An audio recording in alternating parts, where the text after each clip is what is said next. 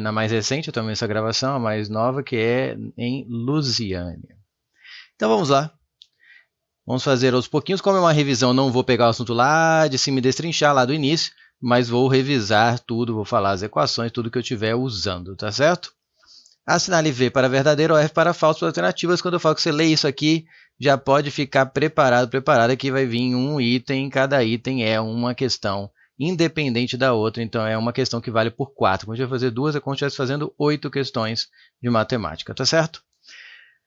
Vamos lá. Letra A. Em uma festa familiar estão 15 pessoas, sendo 10 do sexo masculino e 5 do sexo feminino, 15 pessoas.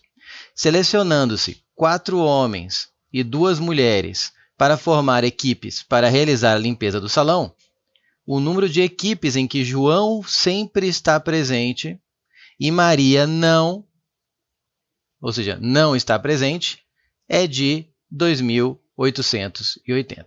Tá? Então, o número de equipes em que João está presente e Maria não é de 2.880.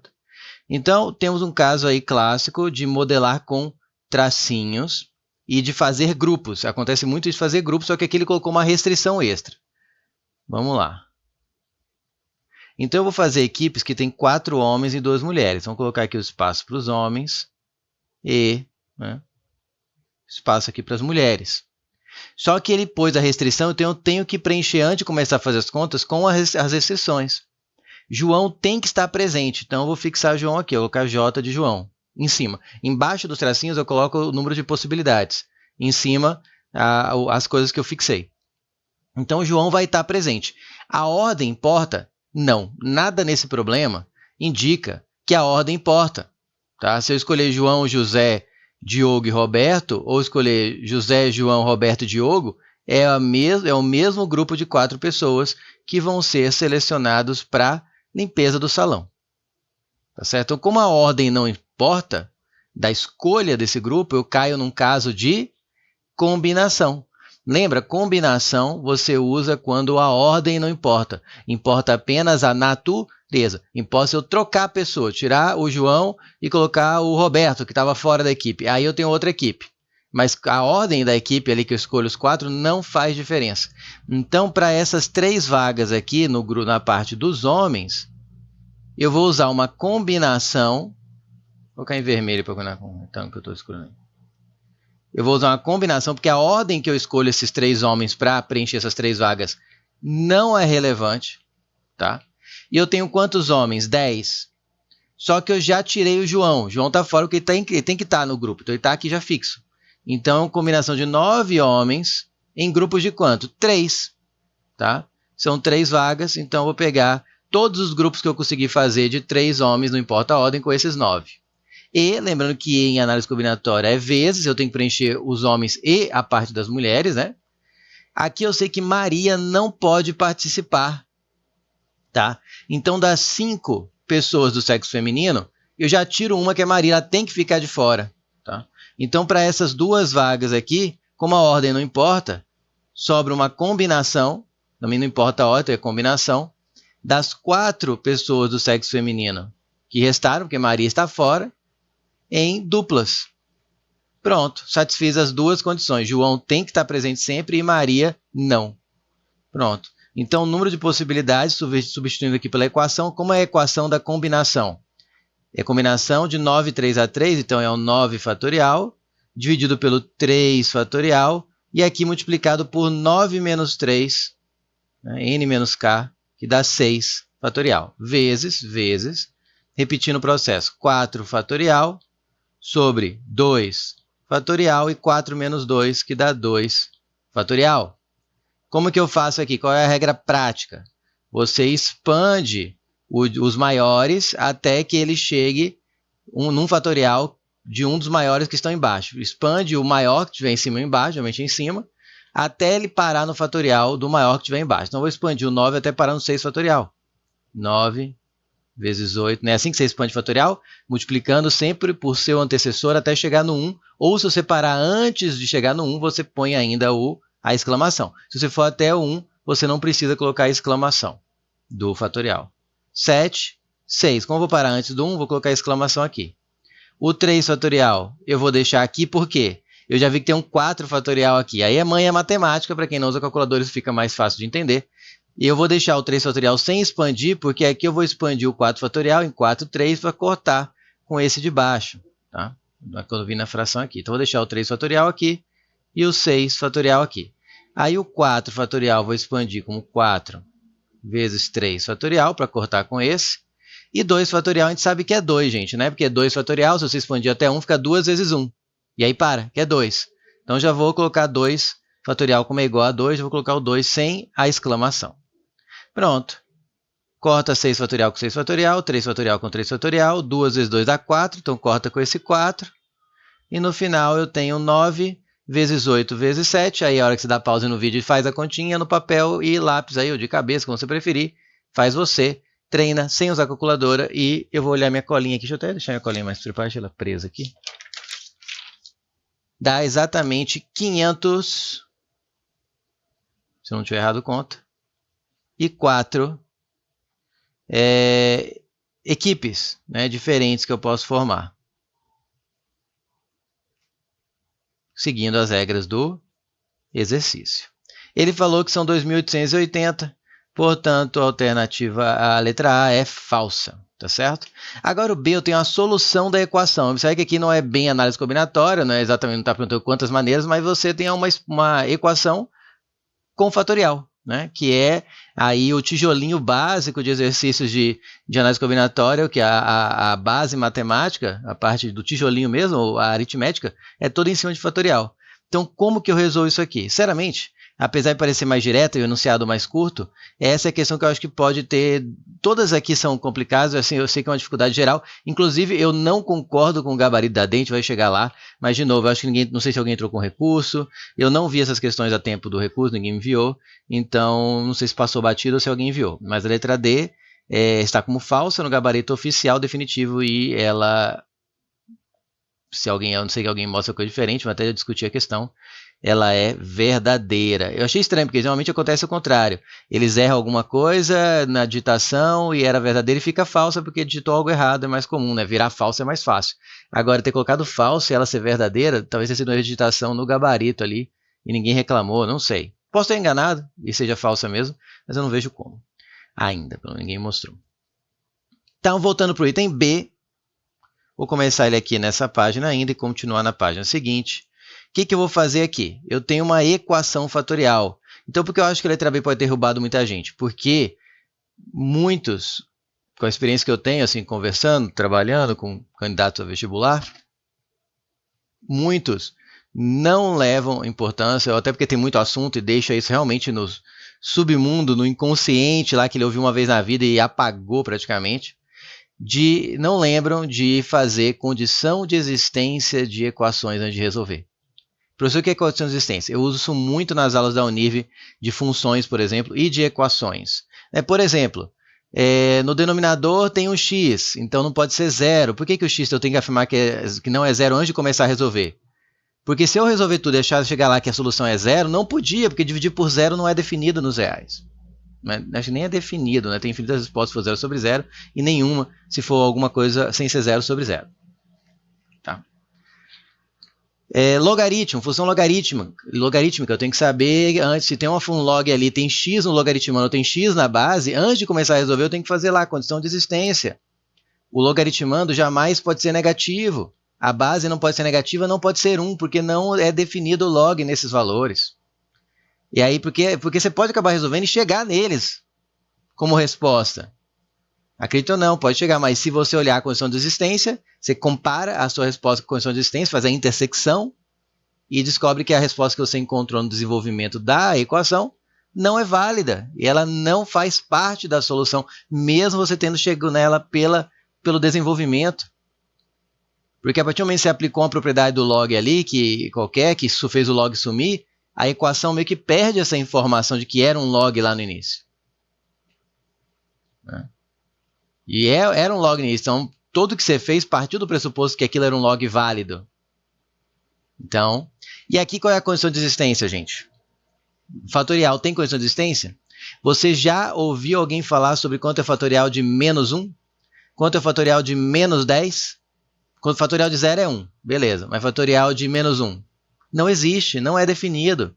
Então, antes de começar a resolver, como a equação original, que você começar a trabalhar, que é que vem no enunciado, tem x no fatorial, eu tenho que fazer o que os professores costumam chamar de CE, né? Condição de existência. Então, eu vou afirmar que qualquer fatorial que tenha x no meio, eu tenho que afirmar que é maior ou igual a 0. Né? Então, o x, esse x fatorial aqui, tem que ser maior ou igual a 0, para que, se eu encontrar algum valor aqui de x, tenha como calcular o fatorial. Se eu encontrar negativo, vou ter que descartar.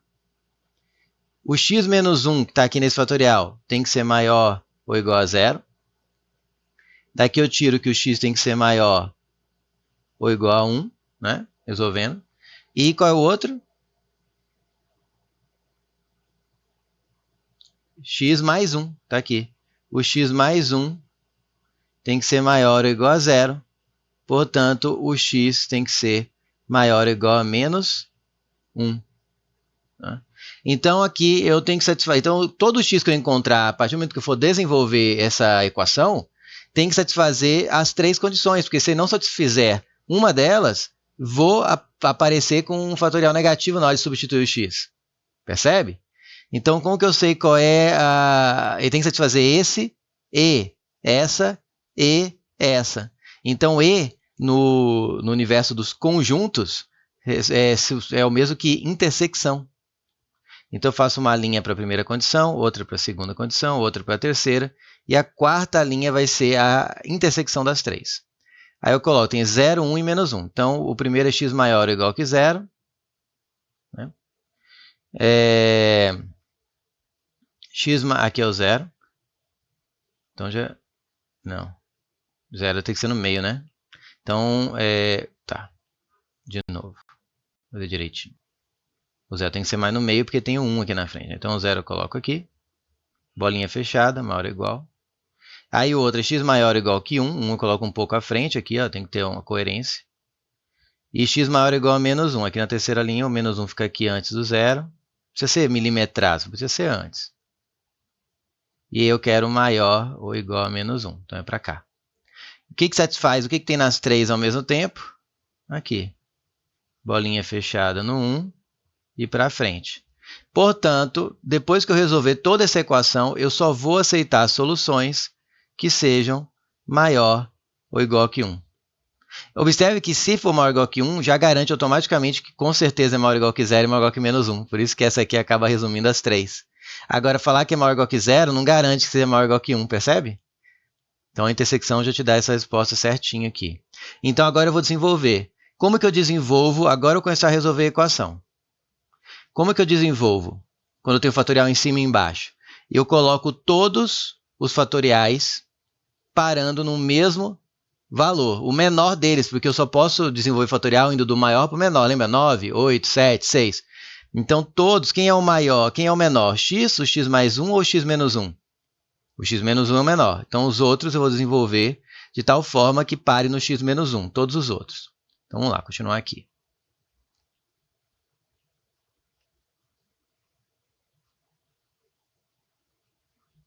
Continuação. X fatorial, eu vou desenvolver até x menos 1, então vai ficar x vezes x menos 1 é sempre 1 a menos, né? 9, 8, 7 é x, x menos 1, x menos 2, seria assim. Então, x menos 1, aí paro aqui, porque eu não sei aqui, eu não sei o valor de x, né? Não sei se é 1 ou não, então eu paro aqui. Mais x menos 1 já está no formato, já está no menor possível dos três aqui, então deixa assim. Sobre, o que vem agora? X mais 1. Então, o x mais 1 eu tenho que desenvolver mais, né? Porque é o x mais 1 vezes, quem é logo antes? O x. E quem que vem antes do x? O x menos 1. Aí para aqui. Menos x fatorial. Então, aqui eu coloco x fatorial, x vezes x menos 1. Pronto. Todos os fatoriais estão desenvolvidos até o x menos 1, igual a 5 sobre 16. Pronto. Olha como agora a coisa flui. Aqui em cima você vai pôr em evidência quem? que tem no fator comum dos dois termos, fatoração, matemática básica, x menos 1 fatorial, tá? Nos dois termos. E aí, quando você fatora, você pega cada termo e divide por esse valor. X vezes x menos 1 fatorial dividido por x menos 1 fatorial dá x. X menos 1 fatorial dividido por x menos 1 fatorial dá 1. Como tem um mais aqui, fica mais 1. Embaixo, x menos 1 fatorial, está aqui nos dois termos. Aí aqui fica, como eu dividi tudo isso por x menos 1 fatorial, fica x mais 1 vezes x. Já vou botar ele distribuído, tá? X ao quadrado mais x. Já fiz isso aqui. O x menos 1 aqui dividiu, né? Então sobrou esse pedaço aqui, ó. E eu já aproveitei e já fiz a distributiva, x ao quadrado mais x. Menos, isso aqui dividido por x menos 1 fatorial, isso aqui só me fica menos x. Igual a 5 sobre 16. Bom, como eu sei que 1 fatorial nunca dá zero, né? Porque o próprio zero fatorial dá 1, então eu não estou dividindo por zero quando eu estou cortando aqui e aqui. Sempre que você for cortar um x em cima e embaixo, tem que garantir que aquele valor que você está cortando não é zero. Como é um fatorial, eu sei que não tem fatorial que dê zero. Então, eu posso dividir em cima e embaixo por x menos 1 fatorial, que é o que a gente faz, na verdade, quando faz o corta-corta, é dividir o em cima e embaixo, numerador e denominador, por aquele valor. Né? Pronto. Agora dá para cortar aqui ainda menos x com mais x. Ó. Aqui, independente do valor que ele seja, vai dar zero. Agora eu multiplico o cruzado aqui e eu vou ter 5x² igual, e aqui faz distributivo, 16x mais 16. Ó, tá ficando mais legal já. Deixa com cara de equação em segundo grau, bonitinho, ó, 5x², joga para lá, fica menos 16x, joga para lá, fica menos 16, igual a zero. Pronto, agora meu problema, minha equação fatorial virou uma equação quadrática. Só que observe que eu perdi a informação de que ela era fatorial inicialmente. Por isso que aqui, resolver essa expressão não garante que eu vou achar as soluções corretas para aquela original. Porque ela foi desenvolvendo até aqui e virou isso. Mas essa equação quadrática pode ter soluções que não encaixam em fatorial. Ela perde, quando resolve isso aqui, ela não lembra que ela era um fatorial lá no início. Aí você tem que pôr na cabeça. Bom, aqui como aqui não é 1, vou fazer Bhaskara. Delta é b², ou seja, menos 16 ao quadrado, menos 4 vezes a, que é 5, vezes c, que é menos 16. Então, vai dar menos 16 ao quadrado, é 2 à oitava, 2 ao nono é 512, então vai dar 256. Isso aqui, para quem não usa calculadora, pega mais fácil. Se você ainda usa, pare de usar. Menos com menos dá mais. 20 vezes 16, 10 dá 160, 20 dá 320. Então, delta vai dar 576. Agora é hora que dá pausa e vai achar a raiz de 576. Eu já fiz e dá 24. Lembra que 20 ao quadrado é 400? Você vai cercando. 30 ao quadrado é 900, então 576 vai ser uma coisa entre 20 e 30. Como termina com 6, ou era o 24, porque 4 vezes 4 é 16, ou era o 26, porque 6 vezes 6 é 36. Aí você testa 24 vezes 24, vai dar 26 vezes 26, não vai dar 576, tá? Então, é assim que eu descrevi que você faz, um jeito de fazer, aí você faz o jeito preferido. Descobrir que a raiz de 576 é 24. Você pode fatorar 576 também, enfim. Se raiz de delta é 24, vamos continuar aqui. Eu deixei outro espaço aqui, né? Só confirmar. Isso, tá. Essas questões gigantes, né, de matemática dá um nível. Se raiz de delta é 24, então eu posso falar que o x é menos o b, aqui ó, menos 16, vai dar mais 16, mais ou menos a raiz de delta, que eu já vi que é 24, sobre 2 vezes a, que é 5, ou seja, sobre 10. Aí você faz 16 mais 24, 40, por 10, 4. 16 menos 24 dá menos 8, por 10 vai dar menos 0,8. Aí agora você olha para as duas soluções que você encontrou e vê se elas estão dentro da condição de existência. Observe que o 4 ele é maior ou igual a 1, então ele está ok. O menos 0,8 ele não é maior ou igual a 1, então ela está descartada. Aí a condição de existência e ação. Muitas vezes você faz a condição de existência e ela não altera nada. As soluções que você encontra, as duas estão dentro da condição de existência e as duas são aceitas, mas nem sempre, tá certo? Então, a única solução dessa equação é o 4, que se eu trocar aqui por menos 0,8, vai aparecer o fatorial de menos 0,8, e não dá para fazer isso. Tá? O fatorial tem que ser inteiro, também tem essa. E não tem fatorial de 0,8, por exemplo. Então, o único valor possível é o 4, e ele falou que é um número par. 4 é par, portanto, a letra B é verdadeira. Vamos para o item C. Utilizando os dígitos 1, 2, 3, 4, 5 e 6, para escrever todos os números de 4 algarismos distintos, podemos afirmar que entre eles existem 125 números que são divisíveis por 5. Primeira coisa que a gente tem que lembrar aqui é quando um número é divisível por 5. Um número é divisível por 5 quando termina o seu último algarismo em 0 ou em 5. Simples assim. Agora, olha como a questão foi um pouco boazinha. Dentre os números possíveis, não tem o 0. Então, para essa questão, para ser divisível por 5, ele só pode terminar com 5, porque o 5 está entre os números possíveis para montar o número de 4 algarismos, entre os algarismos possíveis, tá? Então, o que eu vou fazer? Eu vou modelar isso como 4 tracinhos, número de 4 algarismos. Vou colocar a restrição antes de começar a calcular, que é terminar em 5. Não tem como terminar em 0, porque 0 não é uma das opções. Então, aqui é uma possibilidade apenas. Lembra que em cima você coloca o valor que você vai colocar ali naquele espaço. E aqui a quantidade de valores, ou os valores. E aqui a quantidade de valores possíveis. Aqui é o 5 fixo, então só tem uma possibilidade, o 5. Uma possibilidade, em cima de uma possibilidade. E agora você vai atrás dos outros. Observe que são 6 algarismos. 1, 2, 3, 4, 5, 6. 6 números. Né? 6 algarismos. E os 5 eu já usei. E porque eles têm que ser distintos, ó, tem que ser diferente, não pode repetir. Os 5 eu já usei, então sobra 1, 2, 3, 4, 6. Ou seja, 5 possibilidades para esse aqui. Aí, como eu gastei 1 aqui e já gastei 1 aqui, agora sobram 4. Já gastei 3, então sobram 3. Pronto, o número de possibilidades vai ser 5 vezes 4, 20, vezes 3, 60 números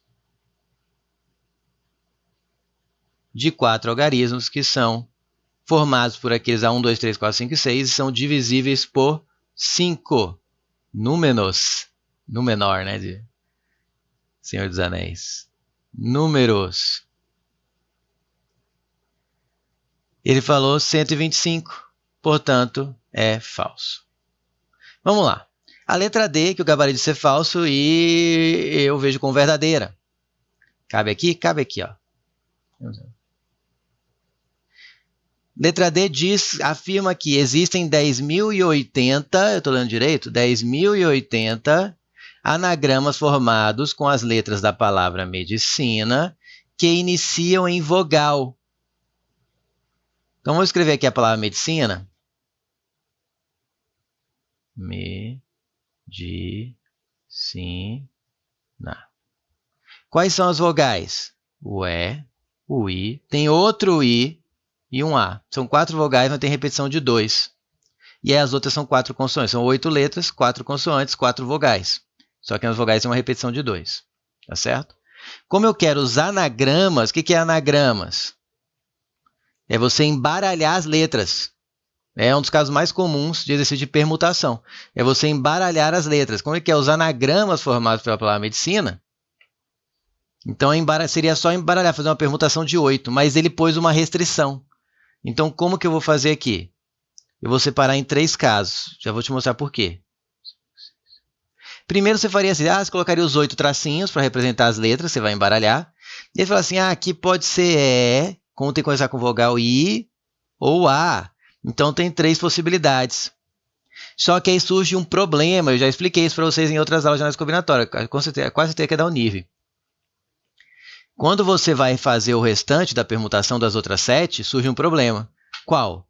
Se você escolher o E aqui, sobram 2 Is aqui. Então, essa permutação de 7 vai ser com repetição de 2, porque os 2 Is ainda estão na jogada aqui para serem embaralhados.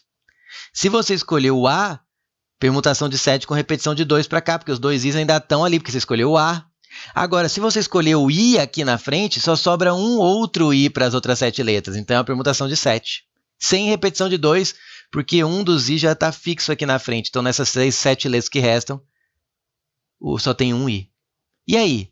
Permutação de 7 com repetição de 2? Ou permutação de 7 sem repetição de 2? Quando isso acontece, quando esse dilema chega na sua mente, se você não sabe o que você vai fazer aqui 3 vezes, ter permutação de 7 com repetição de 2 ou 100, porque você não sabe, dependendo da letra que você escolher aqui, vai mudar aqui, é um sinal de que você tem que quebrar em 2 ou mais casos. Tá?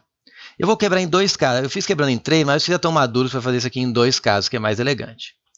Então, o problema é o I. Não é ele que muda tudo? Então, eu vou quebrar em 2 casos. 4, 5, 6, 7 e 8. Que é o caso A ou E, que para eles não tem problema. De qualquer um dos dois que eu escolha, os dois I's vão estar aqui. Então, vai ser permutação de 7 com repetição de 2, certeza. E o outro vai ser o I. Então, para esse caso aqui tem 2 possibilidades, A ou E. E aqui tem só uma, que eu fixei o I. Para o caso A ou E, agora não tem mais problema, porque tanto faz o A ou E, aqui vai sobrar uma permutação de 7 letras, né? Porque uma está aqui, das 8, e os dois I's é certeza que estão aqui, estão com repetição de 2. Já no caso que eu escolhi o I com a primeira letra, como é com a vogal iniciante, aqui vai ser com certeza a permutação de 7, porque um dos I já está aqui, então não repete ele aqui. Só está o outro I aqui, porque um já está fixo aqui. Tá certo? Então, ficou que o total de possibilidades, o total de anagramas, é 2 vezes a permutação de 7 com repetição de 2, mais, que é ou, né? Separei em 2 casos. A ou E é um caso, ou começando com I. Então, ou é mais em análise combinatória, uma permutação de 7 vezes 1 da própria permutação de 7. Agora, olha que legal. Permutação de 7 com repetição de 2 é 7 fatorial sobre 2 fatorial. Né? Mais permutação de 7, que é 7 fatorial.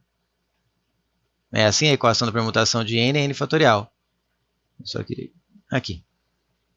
Só que 2 fatorial, a gente já viu nessa questão, que é igual a 2. Então, eu posso cortar essa com essa. Ah, mas você pode cortar fatorial quando... Ah, vai sobrar exclamação sozinha? Não. Tá? Eu já estou adiantando o fato de que 2 fatorial tem valor igual a 2. É 2 vezes 1, que é 2. Tá? E aí sobrou 7 fatorial mais 7 fatorial. Olha que legal. Então, são 2 vezes o 7 fatorial. E o 7 fatorial, agora a hora que você dá pausa e faz continha, adivinha quanto dá? 5.040. Portanto, o número de anagramas é 2 vezes 5.040, que é 10.080. Anagramas da palavra medicina que começam em vogal. Então, se eu não comi mosca, eu não vejo como ter comido mosca aqui, a resposta do gabarito está 10.080, até olhar mais uma vez, não é possível que eu estou lendo errado, 10.080, está ok. E para mim o gabarito é verdadeiro, tá? Mesmo o gabarito definitivo está dizendo que é falso. Então, se alguém traz com recurso, eu até ganhava aqui. Né? Contrariando o gabarito definitivo. Definitivo.